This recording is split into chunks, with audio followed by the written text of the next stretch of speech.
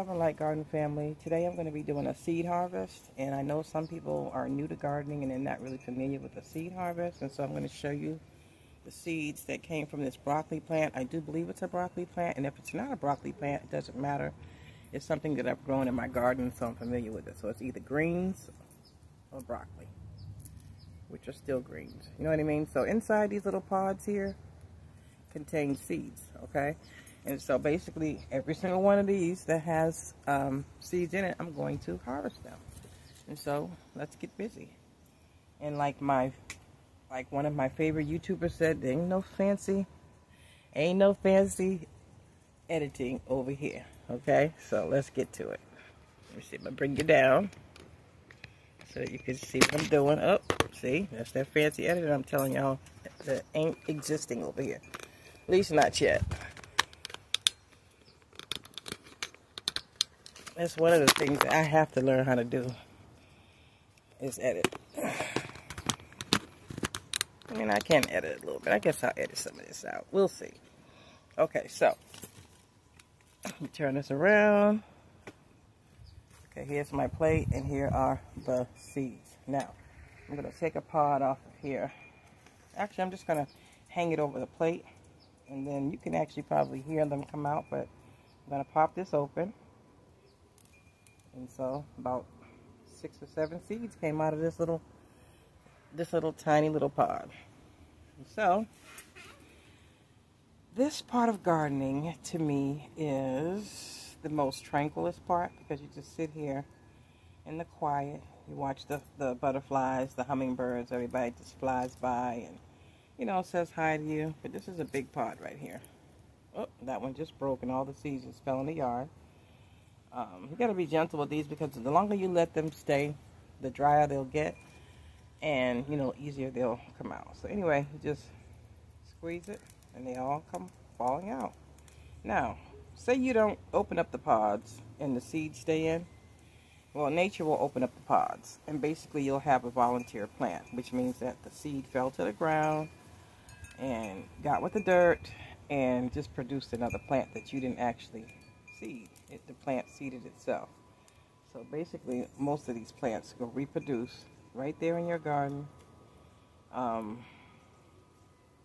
Anywhere. They'll pop up anywhere, because sometimes the birds or the wind will blow them. But yeah, this is a seed harvest. Now I'm going to show you the seeds, okay? So that you can see the seeds. I hope you can see them. See them little black balls rolling around?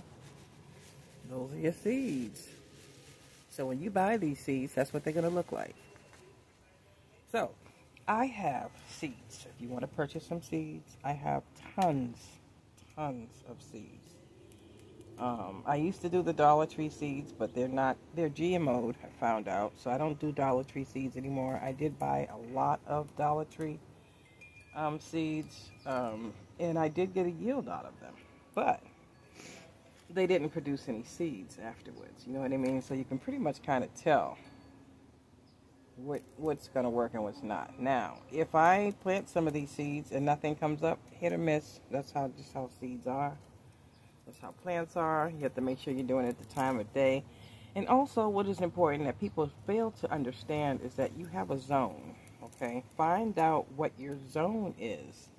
When you find your zone will tell you what is the best time to plant certain items, right?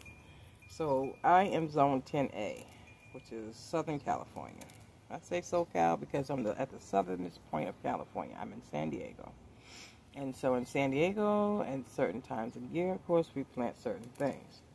Now, sometimes I'll complain because I didn't look at the zone chart. I just decided, oh, I'm just going to plant this, you know.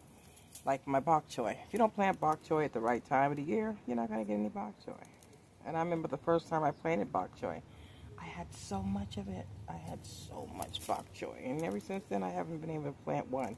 Now, mind you, I didn't know what time of the year I planted them the first time. I wasn't taking notes at the time. I wasn't, you know, journaling my garden at the time. So I was really new at it. So, but the seasoned garden is pretty much, will write down when they planted something, what they planted, where they planted it at. I can't really say seasoned gardeners. I just say some gardeners, because even seasoned gardeners may not keep a track of what they're planting. They just, you know, go with the flow, which is what I've been doing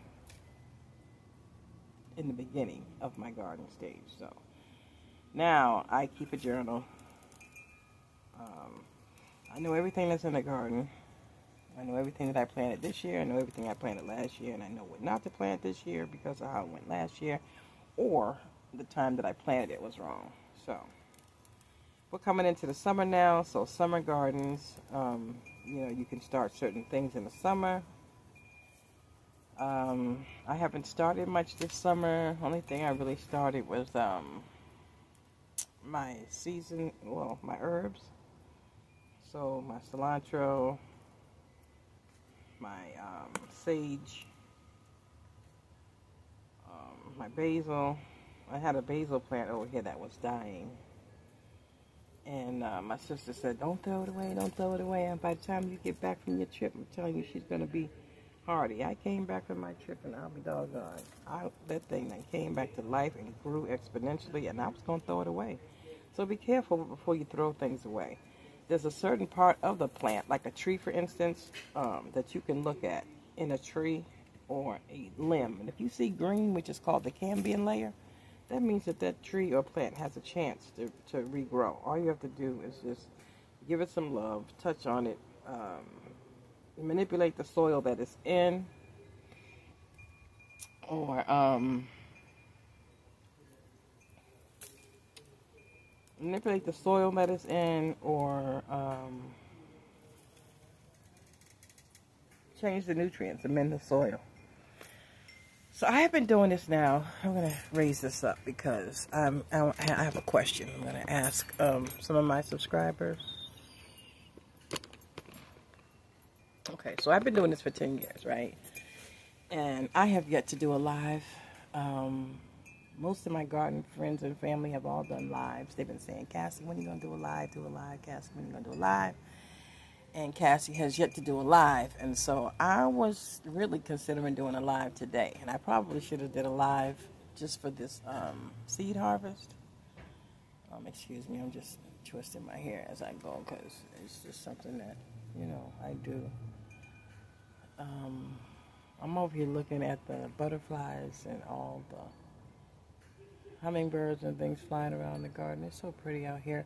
But yes, I wanted to do a live, and, you know, everybody's nervous when it comes to lives. I noticed that, you know, it's like, oh my God, you know, I don't think anybody's going to show up. But when I look at my recap, it says that I have reached 458 people on my video. So I said, well, if I can reach 458 people in a video, then maybe 2 or 3 of them will show up at a live. So I'm thinking about doing a live. Again, I should have did it today.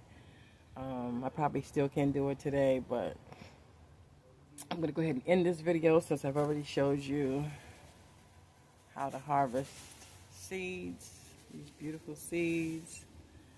And remember to always do your best. Be blessed. Not blessed, be blessed.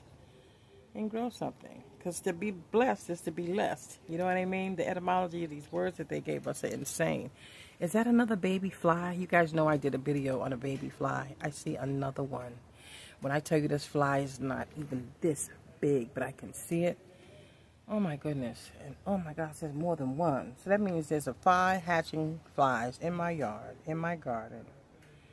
And I had to spray all of my brassicas with some neem oil yesterday to get them to stop eating up my... Let me show you what they ate up. Let me show you a piece of this kale right here. You see this piece of kale? Alright, this kale went all the way down to here. They ate all this. They ate all that. And they ate a chunk of this. I don't know if it's those flies that are sitting over here. I don't know if it's the moths or the butterflies that are dropping their worms on these. But I had to spray neem on every single one of them because this is my favorite kind of kale. And I want to be able to eat my kale. I don't want them to be able to eat every bit of my kale before I do. So I had to save my kale. You know, I had to put out an APB on whatever it was that was messing with my kale. I deployed 911 dispatch, which was the neem, and I handled it. So Again, remember to always do your best people list and try to grow something. I mean, if it doesn't work, try it again. I know some people live in arid places where it's dry, where it's windy, where it's hot. But you can create an environment that your plants will enjoy, even if you put a tent in your house. Some people put tents in their house, inside their home, and you grow inside the tent. You create the correct atmosphere inside the tent, and the plants will grow as well. So consider that. Consider that. And thank you for coming to the channel. Don't forget to like and subscribe and share my videos, you know. And if you're watching on my videos and you're not subscribed to my channel, please do. I'm at 345. I've been doing this, like I said, for 10 years, off and on. And that's all I got is 1045. So help me reach 500. You know, my watch play hours have gone up to 200 and something. So that's good. But help me get my subscribership up, okay? This is the first time I ever asked that. Help me get my subscribership up. Don't just come over here and looking and learning stuff and not hitting the like button, hitting the subscribe button, or even the share button, okay? All right, y'all. Peace out.